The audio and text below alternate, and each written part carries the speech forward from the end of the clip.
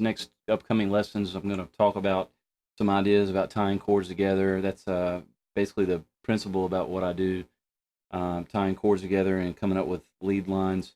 I also have some good practicing tips with using a looper, as was just witnessed, and some other tips about using tones and different right-hand techniques, and there's a lot of information up to come. So thanks for tuning in, and let's get started. A lot of players start out with root position chords, and that's in a lot of startup things, the startup books. So using a volume pedal here, the most important pedal.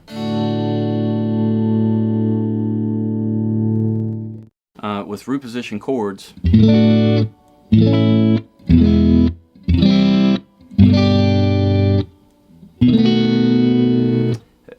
method to get around the neck using the root position chords, you know, is basically to reform them to where you have your finger behind them as a capo and you can move all around the neck. So it's, and then this A goes to B flat, and E, make it with different fingers, and this C here, basically you're wanting to scoot that up. So then you do a finger shift.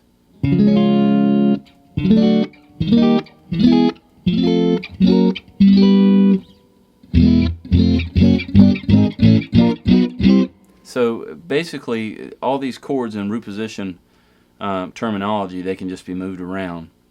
And then basically inversions of those happen. And inversions are basically the same chord, which is a root, a third, and a fifth.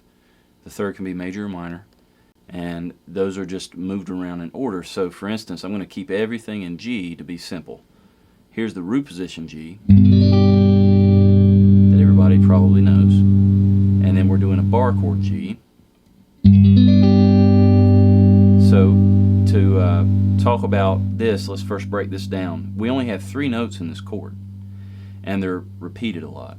But it's basically G, D, G, G, B, D, G. So we're repeating a lot of the same notes. So then if we broke that down into little triads, which are just 3-note chords, we have this.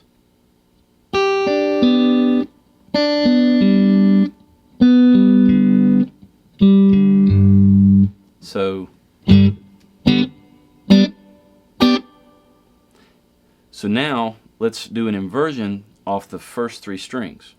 So now I know that this is B, D, and G. Alright, well, an inversion of that basically means the next order will be D on top of this finger. So D on this same string of the G string is right here. And the next inversion is going to be D, G, B.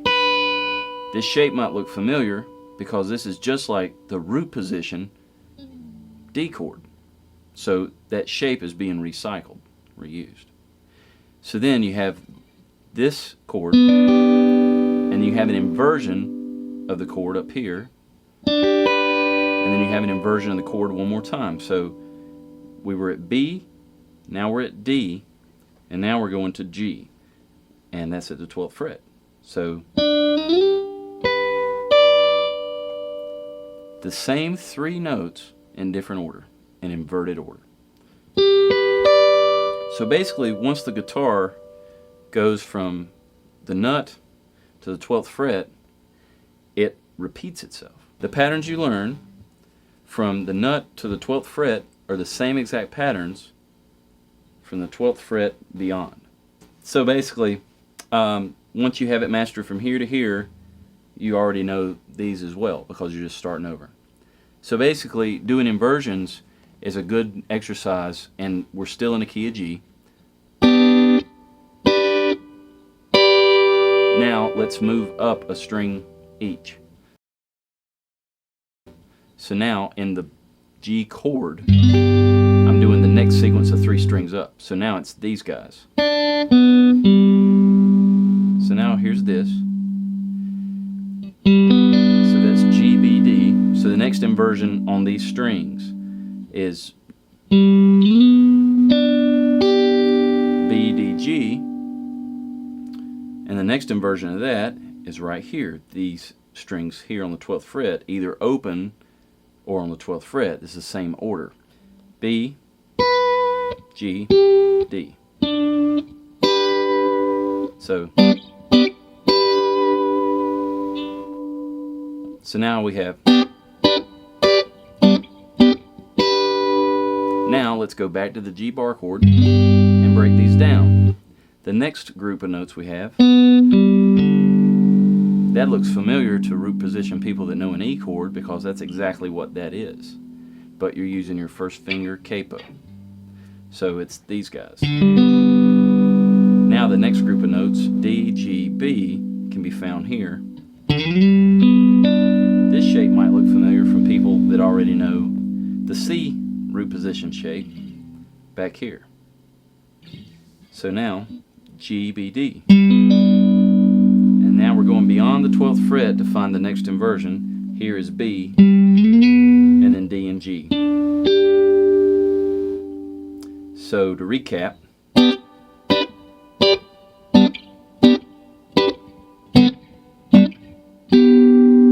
and that's all stemming from inversions off the G major chord, bar chord. Mel Bay Book 101. Page 1, I bet. And then the next group of notes is the power chord. That basically is a shortened version of the bar chord.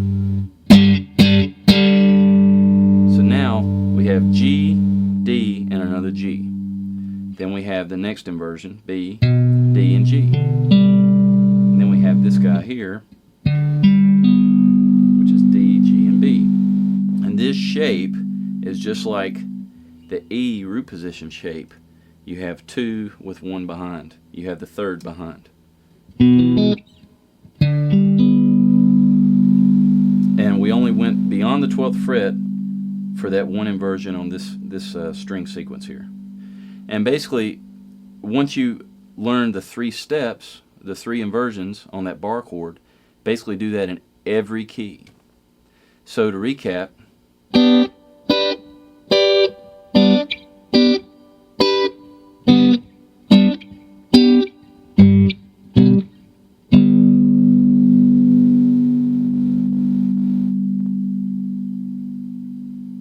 and then you just move up to the next one, and the next one.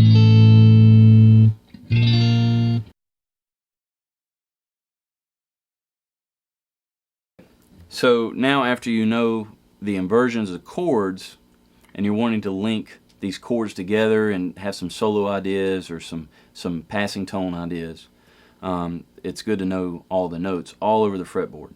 And an easy way to do that is using octaves, because you can hit the one note in the octave above or below it, and if that sounds off, well, it's not the right note. So again, thinking of the terminology, just between the 12th fret and the nut, we have the open E, and then we know this is E here because we tune the guitar that way.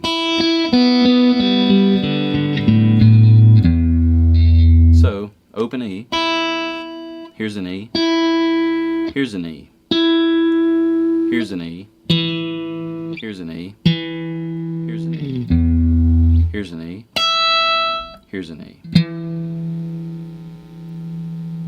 And then there's even harmonics.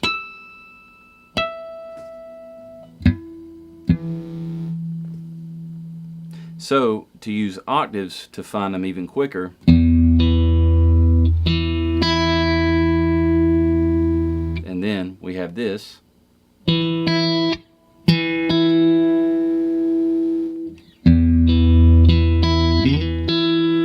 then going beyond the 12th fret. And there's an E here, but 22 frets. So basically use that to find all the notes everywhere, find every E you can. So that's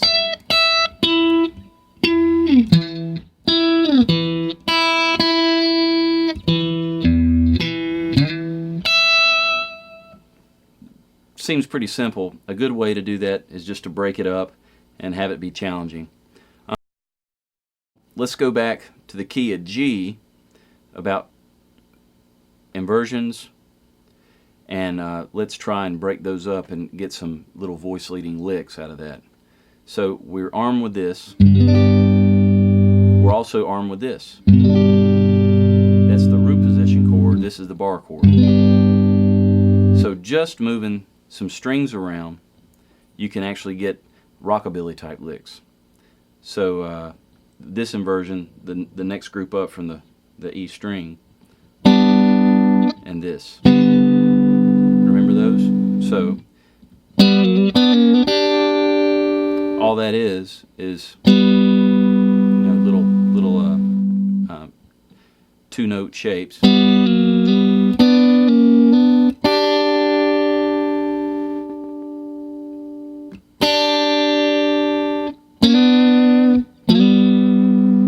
And that's just coming from chords. So now, once you learn your inversions, you can basically just tie in everything together. And now I'm going to just do something really simple that ties in open string notes with the key of G.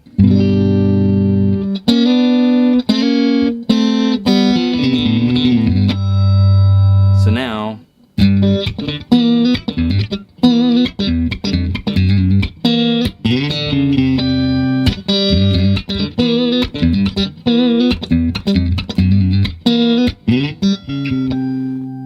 all that is basically based on G and C. I just know how to manipulate the chords.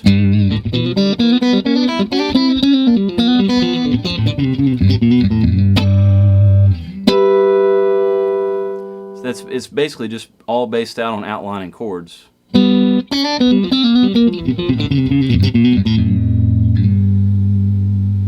So that once you learn how to tie that together, then you can start moving around the neck.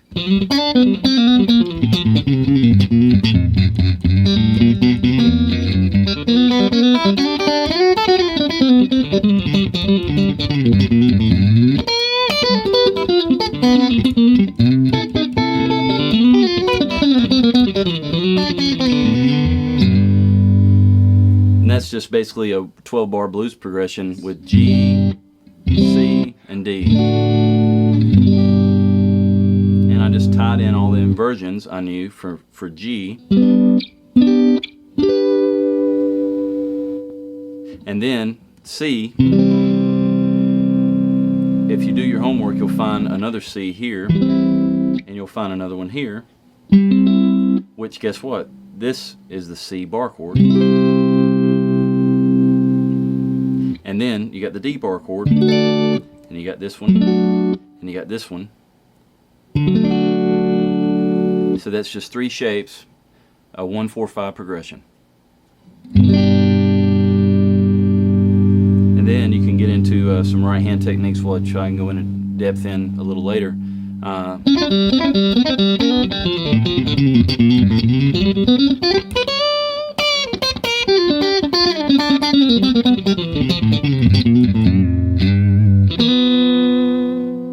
And all that is a G7.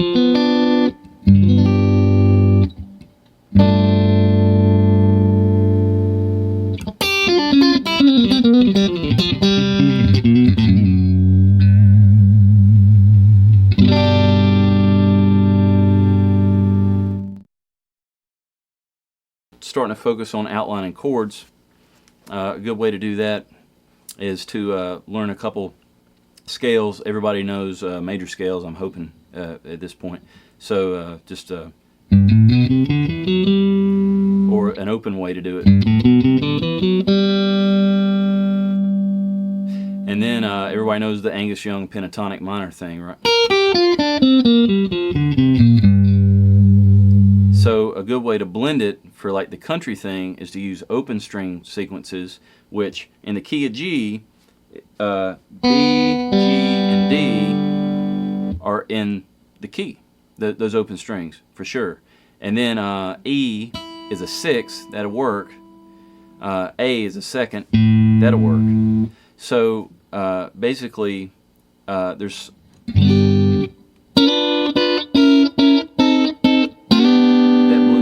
there. People have heard that one before. And people have heard that one. So to blend these in, you can even bend tiny shapes there.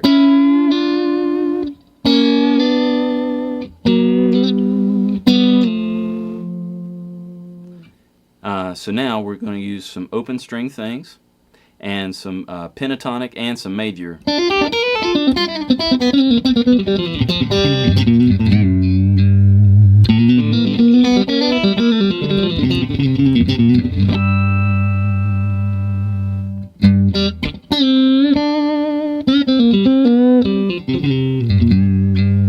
All that is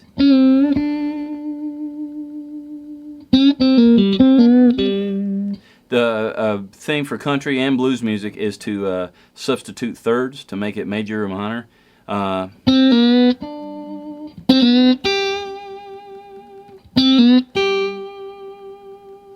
So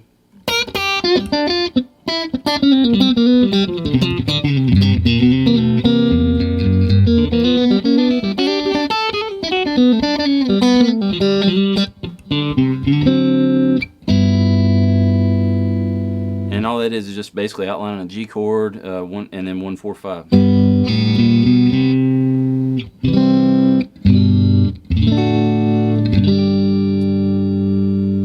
So now we're learning how to outline chords in one area. Let me just basically do a shape with this G here, this G, and this G.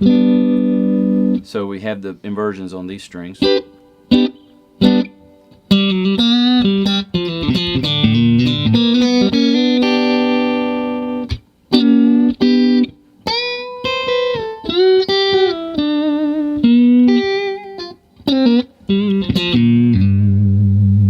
So we got that one, and we got this one.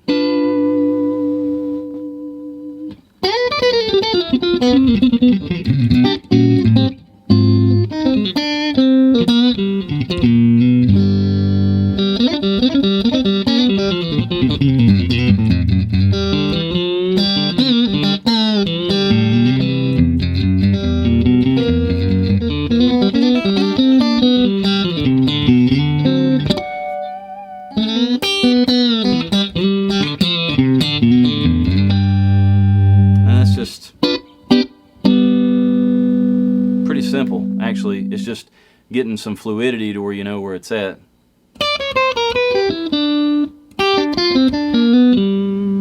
The biggest advice I can give for people trying to get some ideas for that is not listen to guitar players, actually listen to the soloists, especially good jazz and blues soloists, because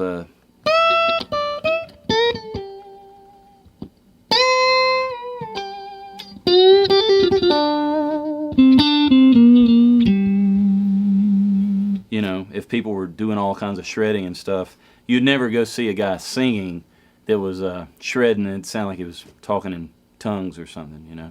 So all the great soloists that, you know, really are emulated a lot try and actually sound like a human voice. So, and not surprisingly enough, a lot of these vocal licks that people are copying come from outlining chords, because that's what the vocalist is doing. So.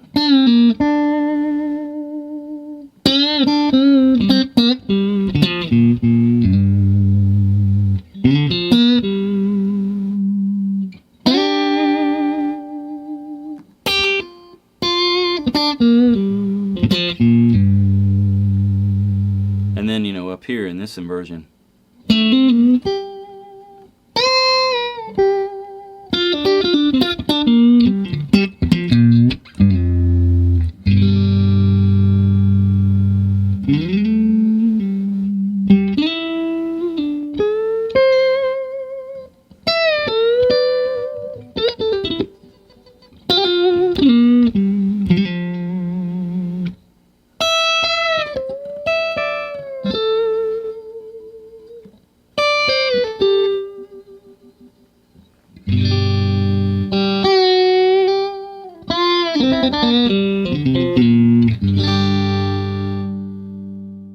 a good way to outline chords in these inversions, the 3 inversions, and we're in the key of G, is just to use small steps or shakes or bends. So I'm going to outline this shape. And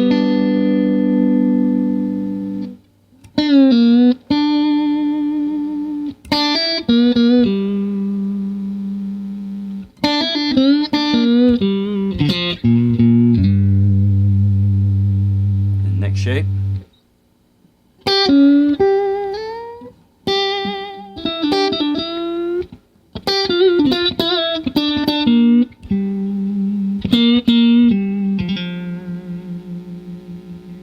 So we have this to work with, this and then the roots. So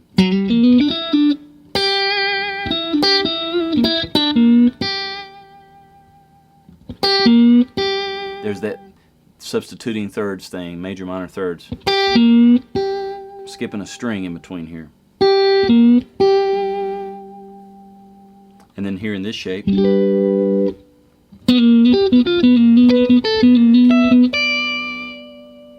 that's a cool one because this is the G9.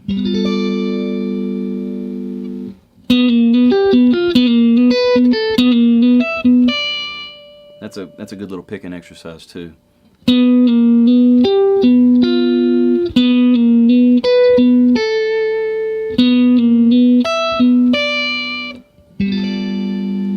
So basically how that works in the real world.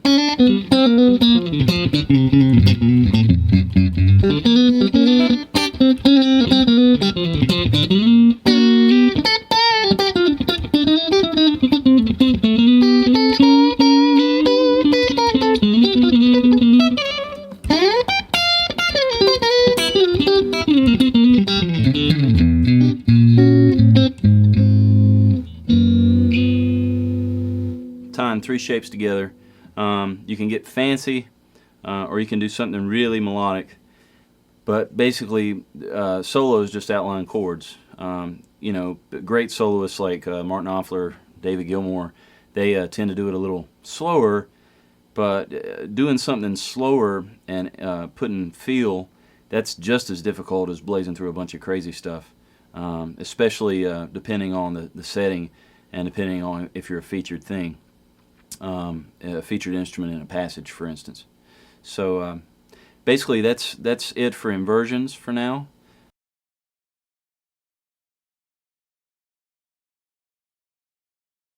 The next section of things I want to go over is string bending. When I was in Nashville, I got into a lot of string bending, you know, behind the nut thing, and even bending small chords and things of that nature. Once I discovered who Richard Thompson was, I heard him doing a lot of things, and I basically had stolen a lot of stuff from him secondhand. I had no idea he was actually the guy that came up with a lot of really cool string bending things, especially like two notes per once kind of things. And I kind of, you know, when you're in the guitar, it's kind of like backwards. You're like an archaeologist a little bit, because you get influenced by direct things, and then they all have their own history. So then you have to go down that road and kind of figure out, you know, who influenced who and all that, and it's all a big soup. So basically some very generic string bending things that are in Nashville a lot, and a lot of people do these, but they're good exercises, are again in the G, F, and C is this one here. It's very popular.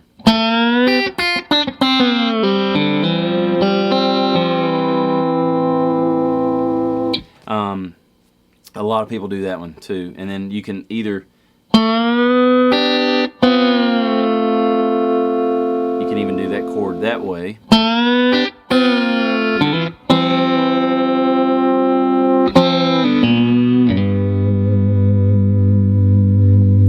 basically what we're doing here, I'm bending the B string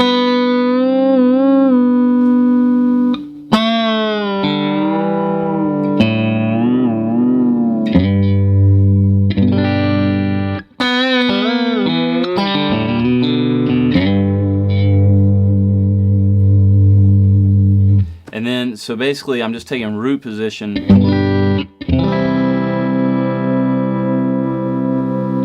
The next step from that is doing things within a chord. So I outlined the bar chord earlier. So a cool thing to do is to do it within a chord, not use open string. This is part of that inversion, or the part of the bar chord here. That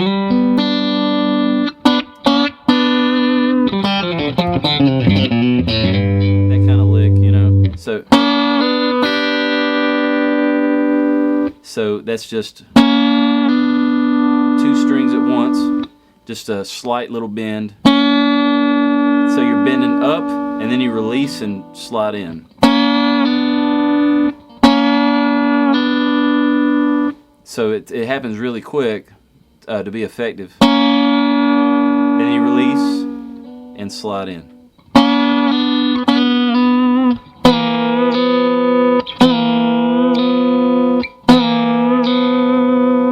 And you can even do it on, let's say we're going to outline the C chord in a progression.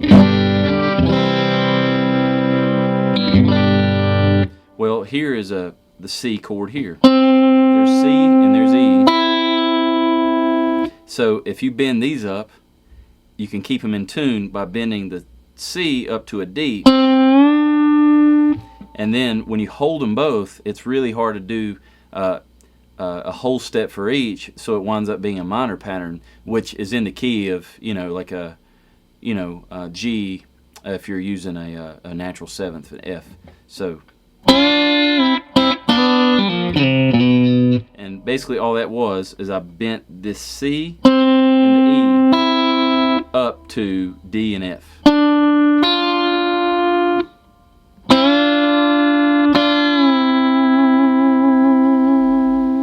You're going to have to work on that some to get it smooth, but it's really cool when you start. And that's just outlining the chord there, the old substituting threes thing.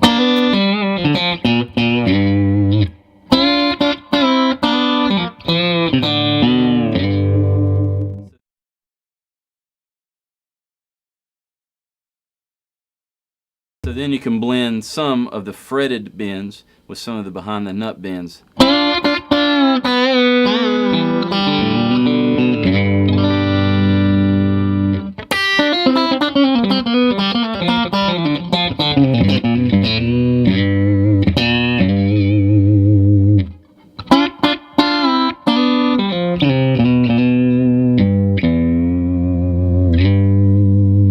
that's just bending an E to an F.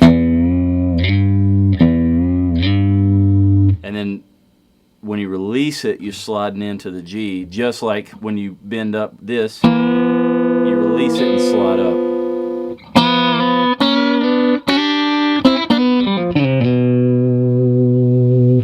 With this same philosophy here of taking a major shape, like a C and an E, we can even go up higher, up here to the other C and E, and do the same bend. And this is a more difficult one, but it's really cool. So you're basically bending up the C up to a D, and then the E up to an F.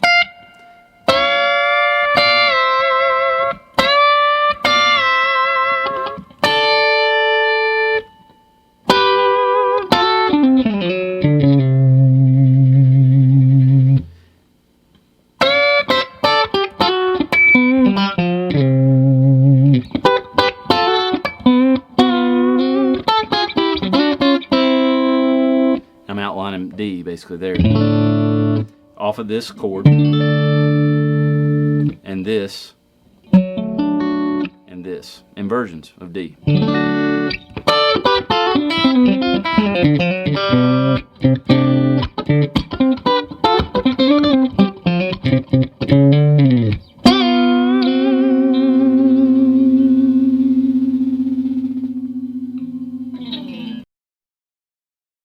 A small thing that goes with bending is using microtones. A lot of Indian music and Eastern things, Asian music, use microtones, and you can get some really cool bending things. I'm going to use D here, and so basically just to keep it simple, we're doing the pentatonic Angus Young style kind of.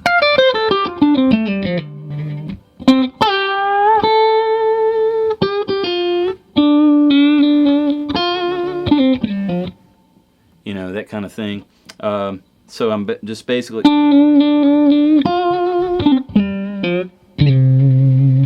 a lot of vocalists do these kind of note shifting things, like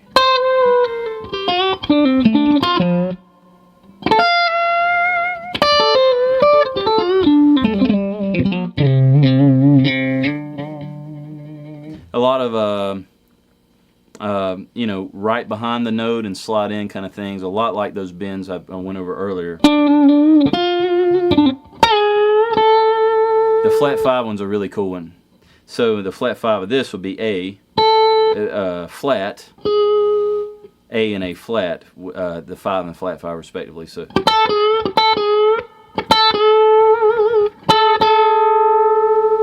And even dissonance is really cool.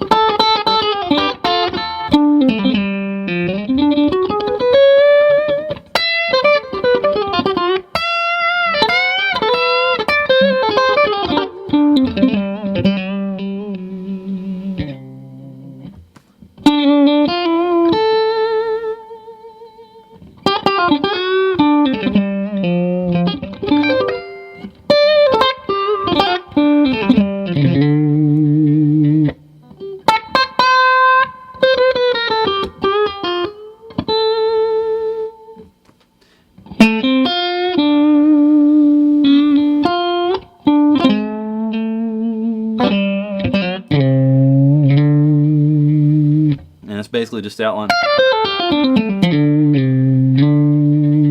but it's all in the language in which you can kind of manipulate the notes, and you get a lot more out of it than just, you know, 5 notes, which is, that is just a pentatonic scale, 5 notes.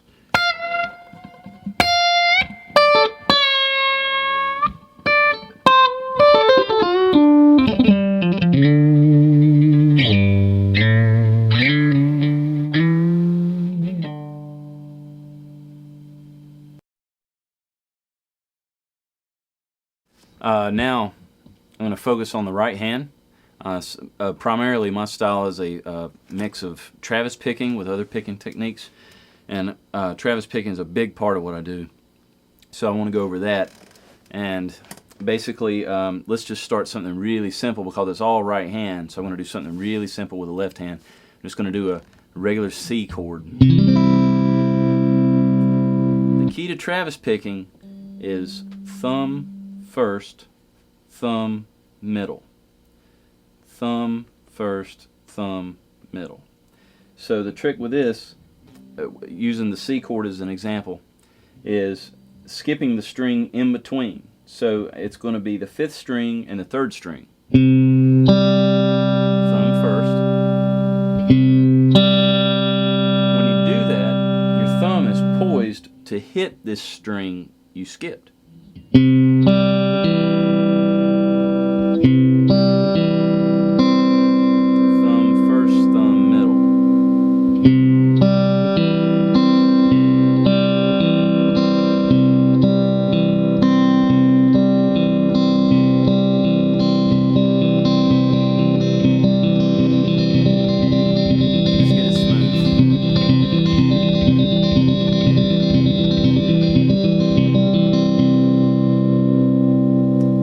That's basically where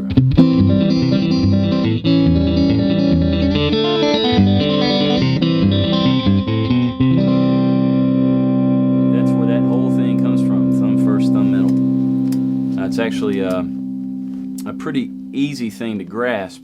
Getting it smooth and up to speed's different, so always do everything very slow.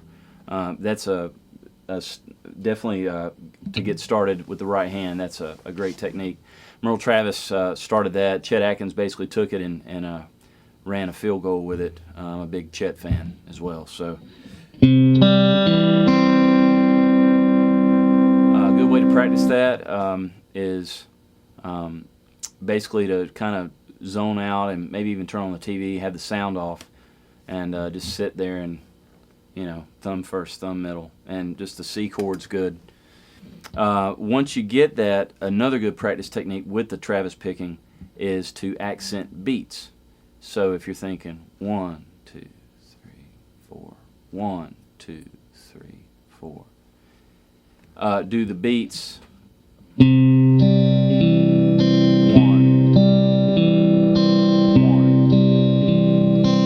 1, then go through the sequence and accent the 2 beat.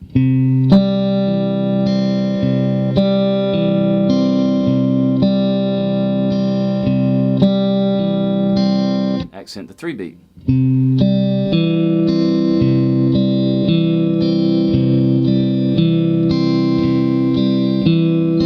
Accent the 4th beat.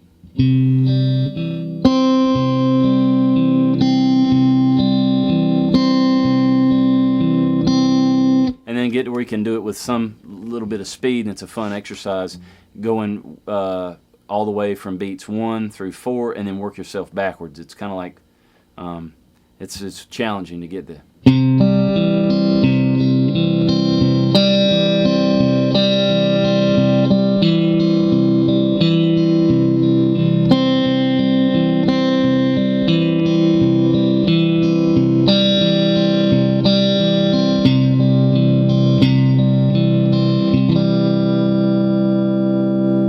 That's Travis picking 101.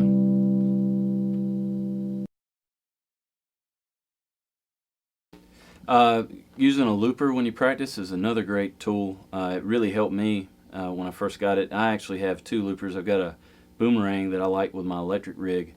It's a little noisy, but it sounds really warm and analog, which it is. If I do an acoustic show, I'll use a Boss RC2, which is a single pedal looper. Those sound really crystal clear, and they're both great units for different purposes. Today I have the boomerang, and I'm just basically going to do 3 chords, really simple, and then show you how you can just use that at home. And then I'll do some advanced looping as well. I'm going to start with 3 chords, do a real simple loop, and then I'll do some more advanced looping things. Here's the 3 chords.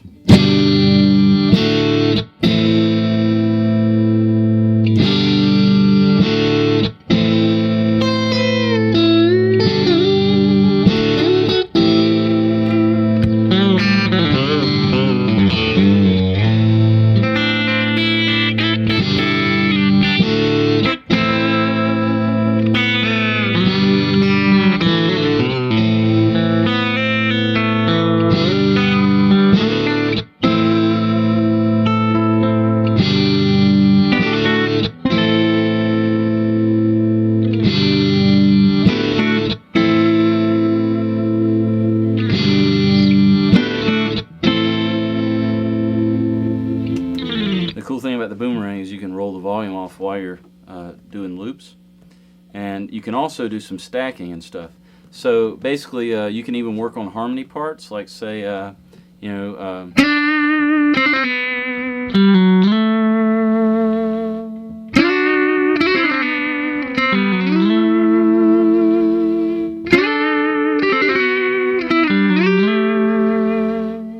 and you can just keep looping and looping and come up with new parts, you know. You can also use a looper as a long delay as a creative piece. So that could be like, let's say you're in the key of C.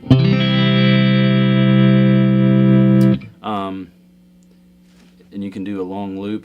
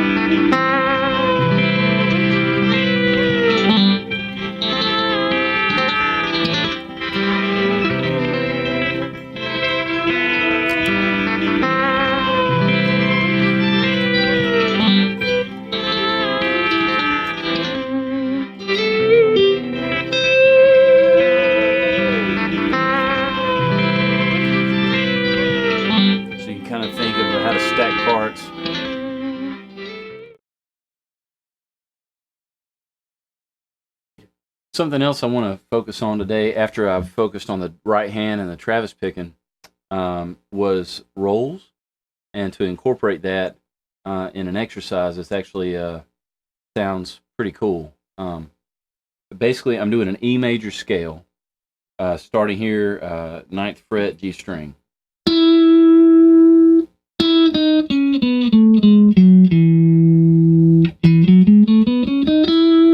I'm fingering it different ways because that'll come into play later.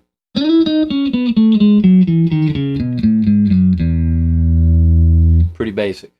The trick is for an exercise and for the right hand and for fluidity's sake, to do a roll and have the right hand do a constant pattern and use dynamics to be louder and softer, and just have some fun with it. So it's something really simple, and it's like this.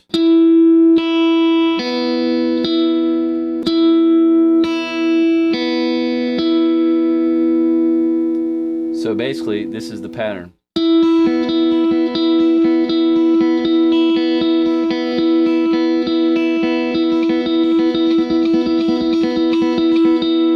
And then just do the scale and keep that going.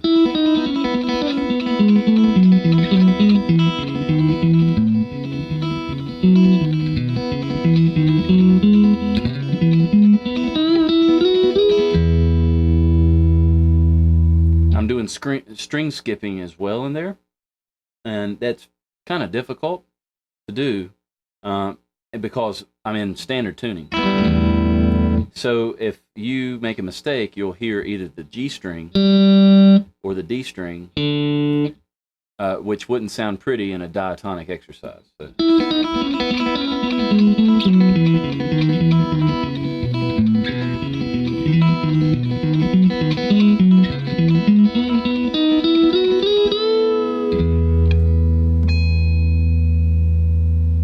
Those are fun little things. And then even to go up and just have fun with it, see how far you can go before you crash, basically, and how far up the neck and back down the neck. So.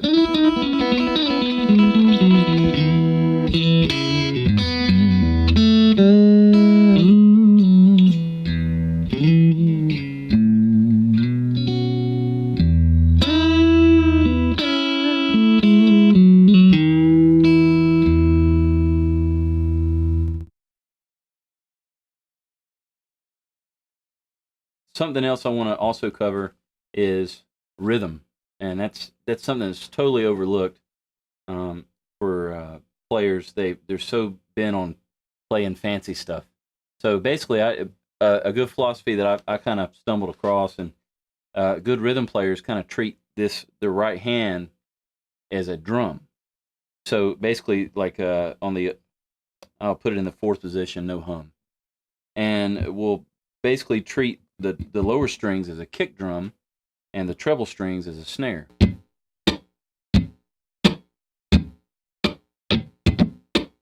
So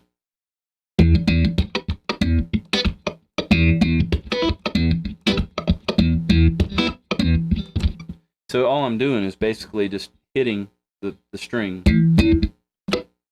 So it's just thumb and one finger.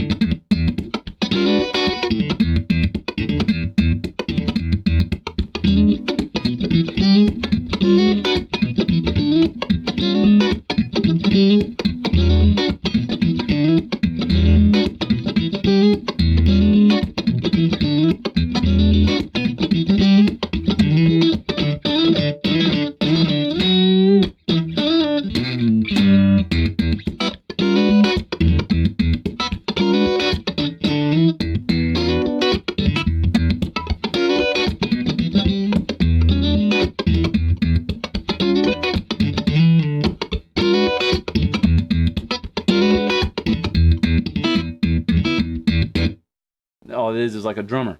So that even comes into fact if you're just strumming regular chords, you know.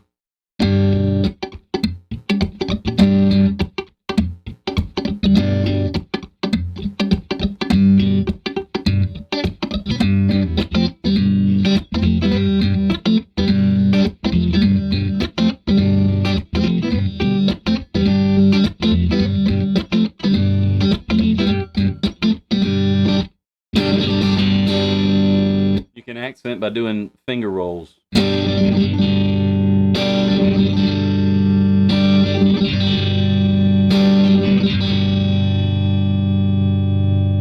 Going back to the funk thing.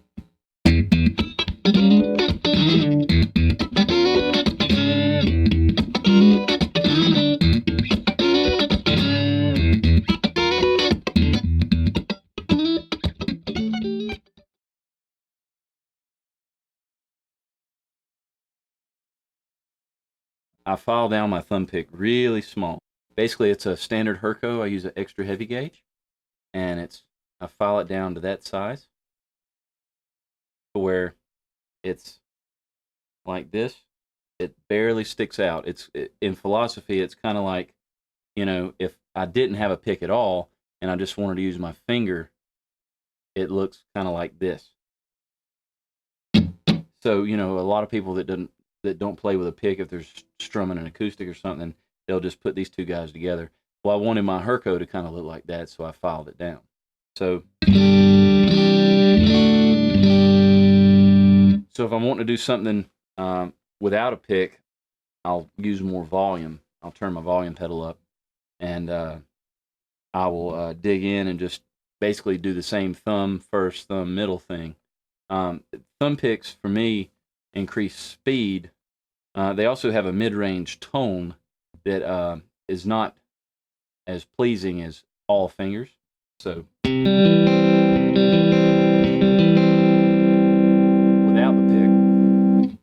without the pick, the thumb's not as loud. It's very smooth. That's part of the secret of having some great guitar tone, is using as much of the flesh of your fingers as you can. Martin Knopfler is a great example of that.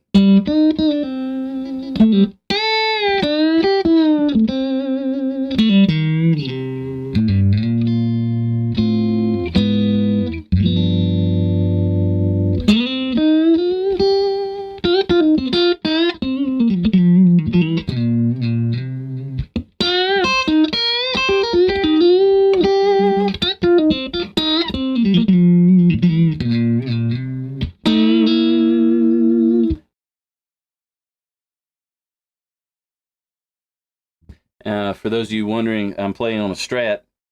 I have my block. I cut a wood block and put it in behind my tremolo where I can do Telly-style bends.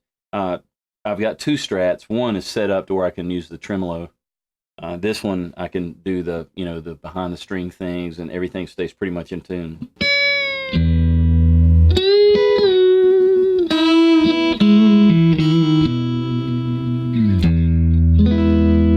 So you just cut just a block of wood and you can fit it in real tight in the back cavity here. I have it covered now.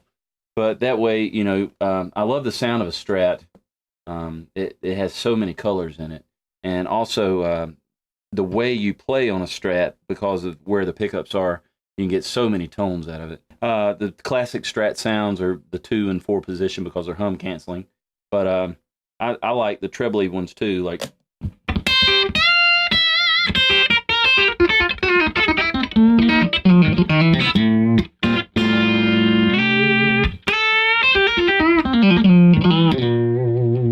And then out of phase.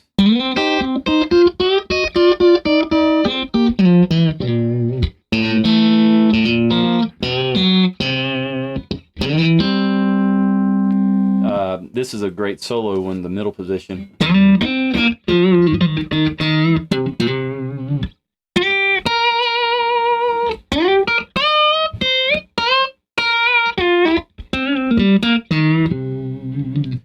Four is really good for chording, funk kind of things.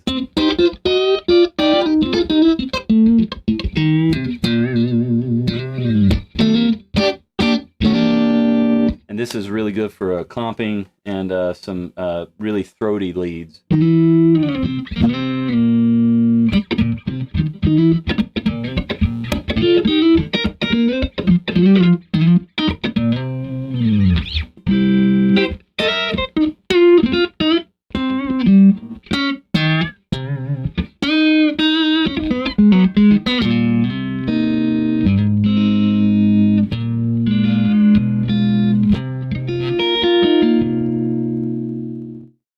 So there's all the voices you have to work with on the Strat, the different pickups.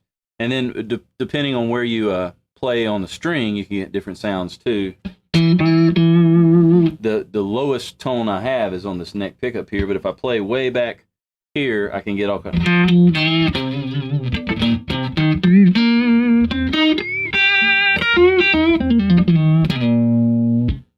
or you can play up here closer to it.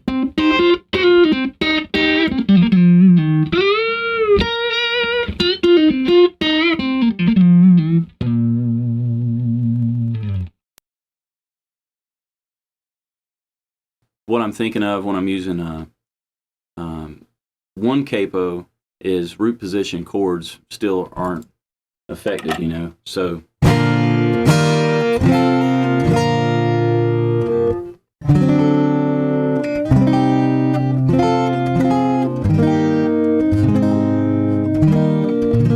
root position chords. So I'm just thinking, hey, this is the new nut of the guitar in root position chords.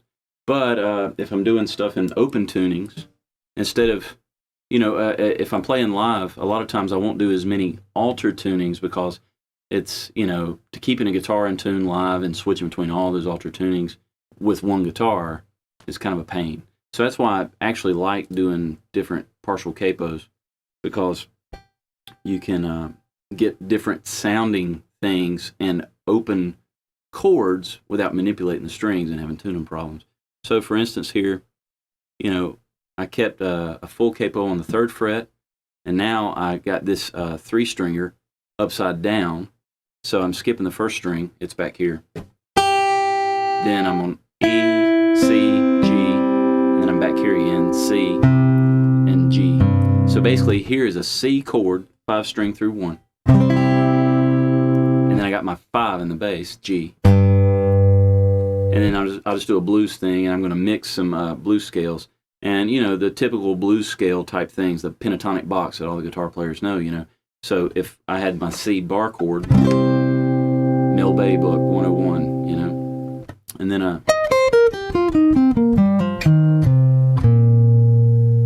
then I know, you know, C major,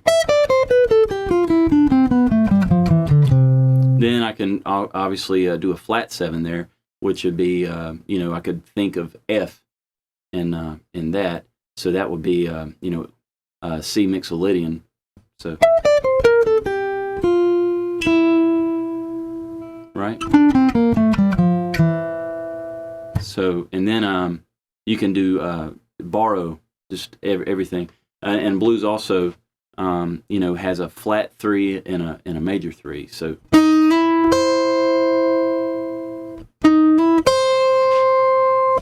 you know, kind of outlining some of the parameters, and I'll go slow and I'll kind of speed it up a little bit. I'm just basically trying to do, I'll do a rhythm thing and just do some filigree on top. But basically, I've got a rhythm guitar player back here because I've got a preset chord. And then my thumb's going to keep the bass, and then I'll just do some lead stuff over top of it. That's why I like fingerstyle so much and gravitate toward fingerstyle players, because you can cover a lot of bases, and you don't have to worry about people showing up on time and everything. You just play all this stuff yourself, you know. So.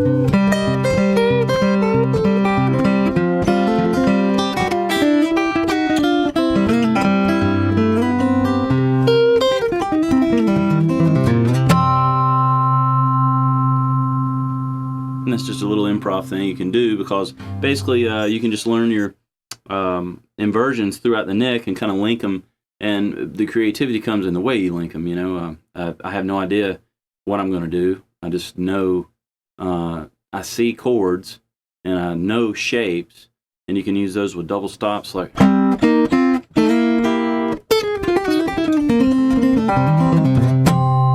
So you can basically just mix a whole soup of these things, and then you already have your chord preset, you know, thinking of like a solo acoustic guy. So then I just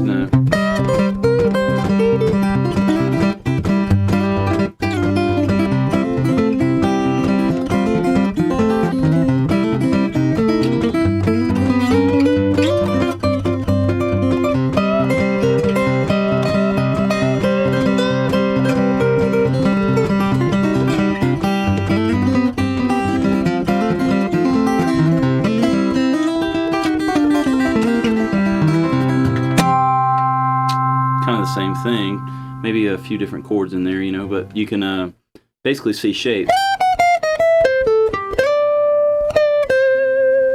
So I've kind of got, you know, the C chord here, and then I got the C chord here, I've got the C chord here, I got the C chord here, I got the C chord here.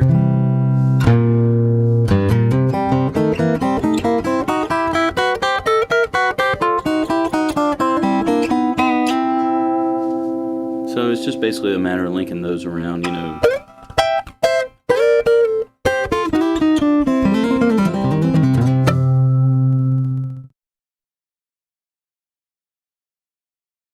Without moving this capo in standard tuning, I'm going to do something in E flat, and I have a capo here that's, I just use a Dremel and use the cutting wheel and cut this to where it will only cover 4 strings, and I'm going to put that over. So I'm at the 8th fret here, and I'm doing strings 6 through 3, Good thing about shoves is you can adjust the tension to where you're not too sharp. So now I'm going on the 8th fret, and then these two.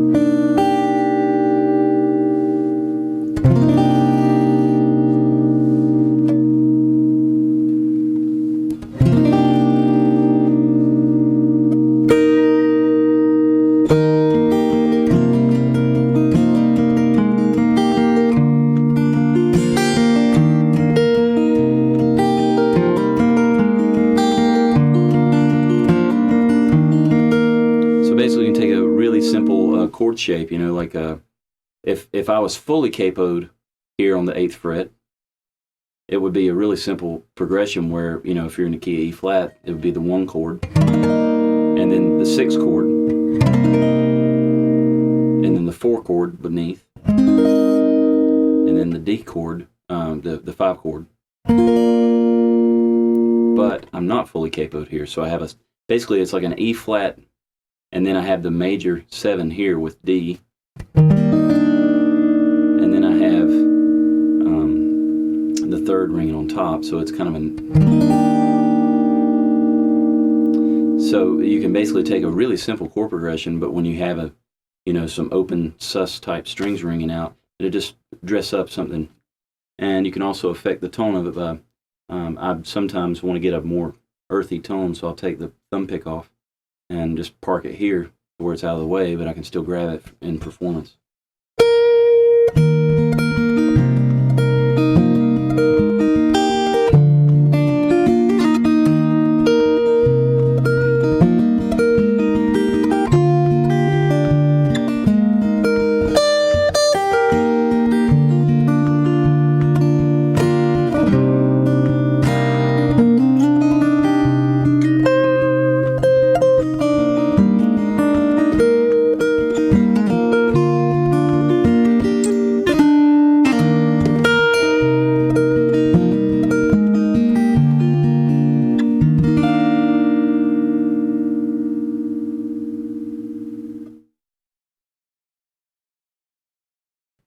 This is Barleywine. This is basically a full capo on the 3rd fret in standard tuning, and a capo covering the 3 strings, 5, 4, and 3 strings.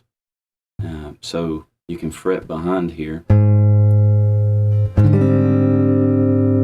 And this is basically in G minor. So this is Barleywine.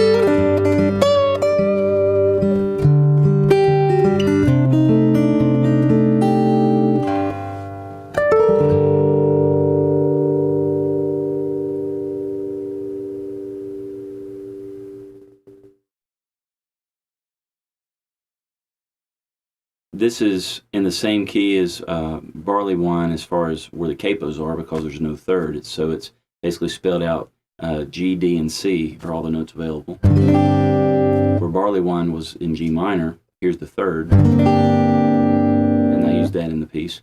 With the Richard Thompson down with the Drunkards Roll, it's in G major, so just moving this is from B flat to B. And it gives it a more Celtic feel because the B is sus over the 4, which is C. So here's down with the Drunkards Roll, and basically using the same Capos scenario.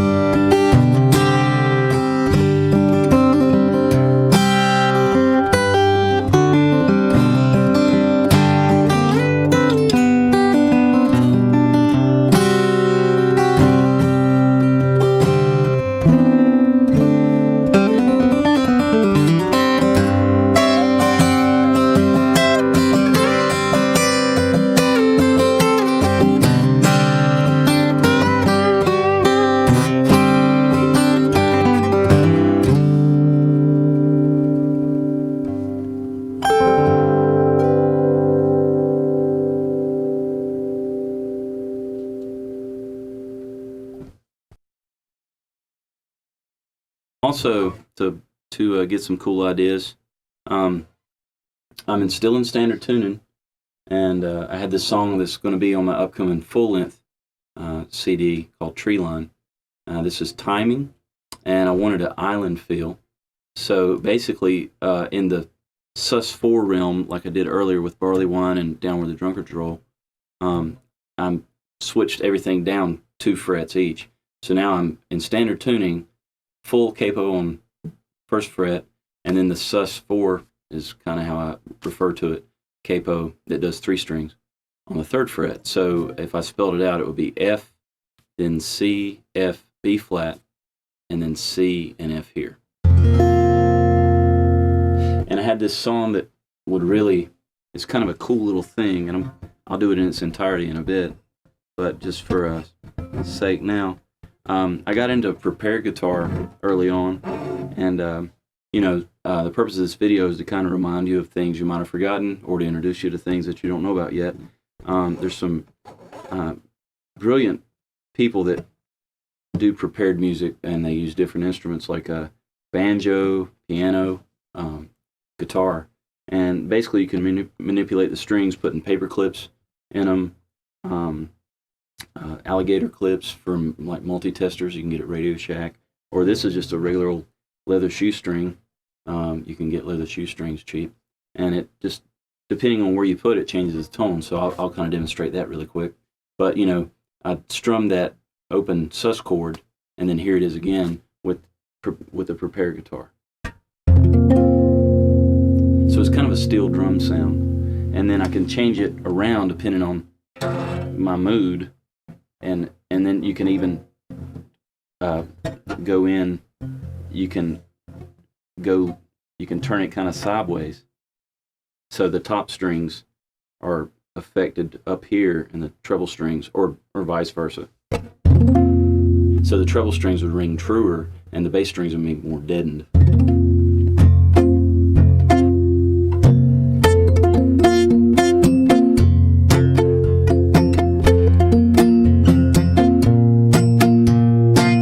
That's a little too dead for what I want to do.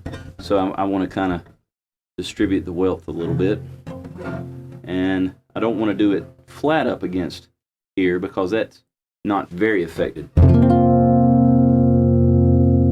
That rings a little too much. And it's just, there's no right way or wrong way. It's where creativity comes in. So, and I always kind of try and pull it down some to where it's not in my way. That's still a little too much. Just a little bit. It's a little tweaking. There's no rules. So here's an example of like a groove you could do, and it's very rhythmic and percussive,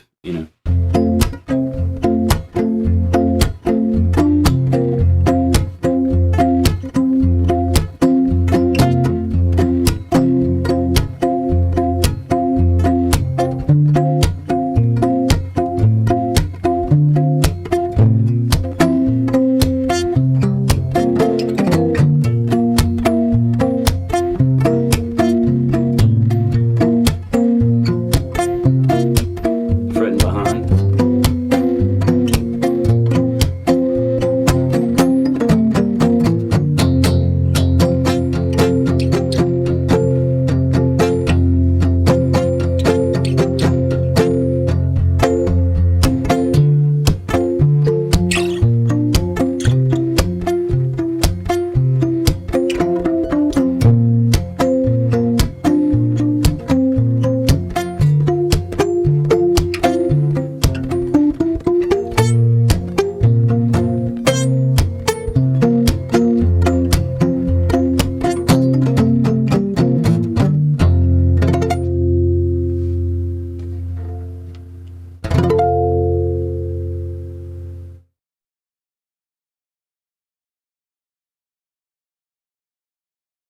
basically I wanted to emulate a dulcimer sound.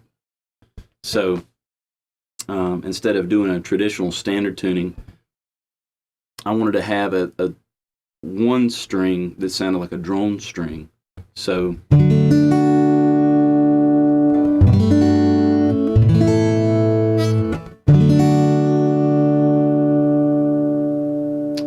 to emulate this, I dropped the D string down to C, but then I capoed on the 2nd fret.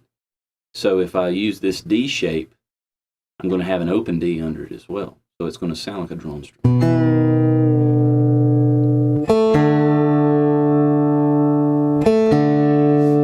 Now, that doesn't seem like a big deal, but depending on what voicings you use, it can be dramatic in helping you achieve a sound.